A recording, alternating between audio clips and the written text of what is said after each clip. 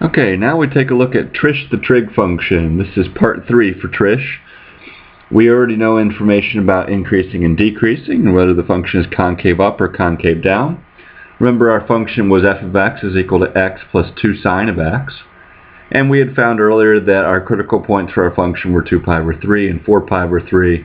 The critical points for the first derivative, where the second derivative is equal to 0, or does not exist, would be at 0, pi, and 2 pi. And we had shortened the interval. I put together both sign tests so that we could see what's going on. And as mentioned before, I've matched the shapes with the first derivative and with the second derivative. In addition, we need to find points that'll help us understand where this function is equal to certain y values. That'll help give us an idea. I cheated a little bit and took a look at the calculator to get a good idea about where these values are. 2 pi over 3 plus root 3 is a number that's very, very close to 4. 4 pi over 3 minus root 3 is a number that's between 2 and 3, but closer to 3. And of course, pi and 2 pi, pi is about 3.14, 2 pi is about 6.28. So, how do all these pieces come together? Well, let's go back to what the original intent of this reading is, and that is finding relative maxes and minimums. We have a relative maximum at x is equal to 2 pi over 3 because the first derivative is equal to 0 and the second derivative is negative. And we can take a look at our sign test to show that.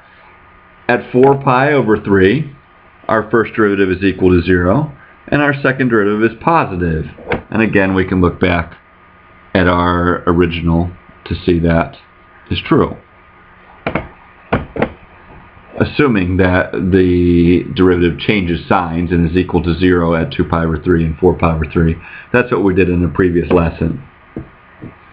So how do we incorporate this? Well, we know that we need to have a concave down increasing piece from 0 to 2 pi over 3. That's this piece right here.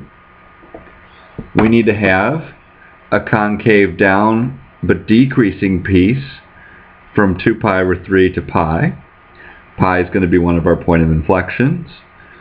At 4 pi over 3, we're going to switch from being concave up and decreasing to concave up and increasing all the way to our point of inflection, which is at 2 pi.